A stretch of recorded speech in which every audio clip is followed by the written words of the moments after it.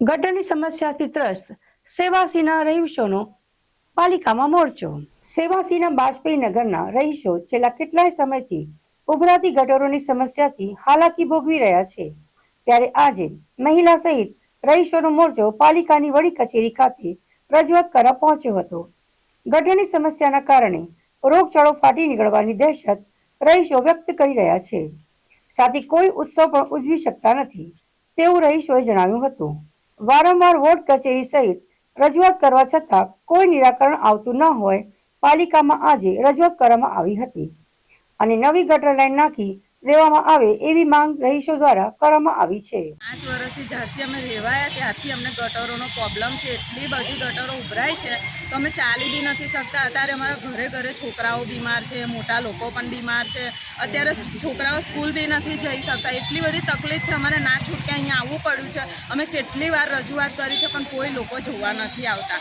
એ લોકોને તો વેરો દર વર્ષે વેરો આવી જાય, 1 મહિનો બાકી રહે છે વેરો આવી જાય। અમે રેગ્યુલર વેરો બી ભરીએ છીએ, તે છતાં એ લોકો નથી આવતા। એ લોકોને ઓફિસમાં બેઠે બેઠા એસીની હવા ખાવી છે અમારા પૈસાથી, પણ અમારે કોઈ જોવા નથી આવતું। શું માંગણી તમારી? બસ અમને નવી ગટર લાઈન નાખ્યા। આજે અમે સેવાસીમાં બાજપેયી નગર છે ત્યાંના 700 મકાનના લોકો રહે છે, પણ ત્યાં છેલ્લા 5 વર્ષથી આ લોકો ગરીબ લોકો રહે છે। બધા નાના નાના મજૂરી કરે છે। આ લોકો વોર્ડ નંબર 9માં વારે ઘડે રજૂઆત કરે છે, ઓનલાઈન ફરિયાદ કરે છે। ડ્રેનેજનું પાણી સંડાસ બાથરૂમના બધા ઘરોમાં ઉભરાય છે।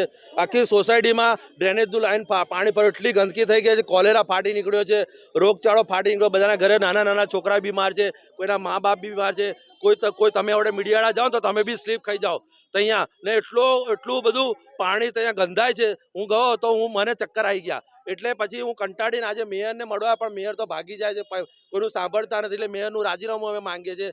કમિશનર પણ હોતા નથી તો આ પબ્લિક વેવળો ભરે આનું સાંભળે। આ લોકો ગણપતિ બેસાડો તો ગણપતિ બેસાડી નહીં શકતા, દશા માતા નહીં બેસાડી શકતા, જન્માષ્ટમી નહીં ઉજવી શકતા। બધા ભારતના હિન્દુ કે બાંગ્લાદેશ પાકિસ્તાનથી નથી આવ્યા તો આ લોકોની ગરીબોની રજૂઆત સાંભળે ને તો મેં કહ્યું છે કમિશનરના ઘરમાં જઈને બેસી જઈશ। કારણ કે આ બધા એન્જિનિયરો તો ફોન જ નહીં ઉઠાવતા, ભાજપના કોર્પોરેટરોનો ને ભાજપના ધારાસભ્યોનો ફોન ઉઠાવે છે। ભાઈ અમે પબ્લિક અમારા ટેક્સી તમે એન્જિનિયરનો પગાર ચૂકે, કમિશનરનો, મેયરનો બધા તમે પૈસા ચૂકો તો આ લોકોને નવી પાઇપલાઇન નાખીએ તાત્કાલિક। જો પાઇપલાઇન નહીં નાખે ને આ લોકોનું ડ્રેનેજ લાઇનનું પાણી બધું ફટાફટ નિકાલ નહીં લાવે તો 1-2 દિવસમાં હું કમિશનરના ઘરે બેસી જઈશ। મ્યુનિસિપાલિટી કમિશનરના ઘરે મળતે દમ તક ઊભું નહીં થઈએ। અમે હવે મેયરનું બી રાજીનામા માંગે, કમિશનરને બી અમે રાજીનામા માંગે। તમે પબ્લિકને સુવિધા નથી આપતા, બિલ્ડરનો ઉદ્યોગપતિઓની બધી નવી સોસાયટીઓ બધી સુવિધા છે, તો આ ગરીબોની કોણ વાત નહીં સાંભળવાની?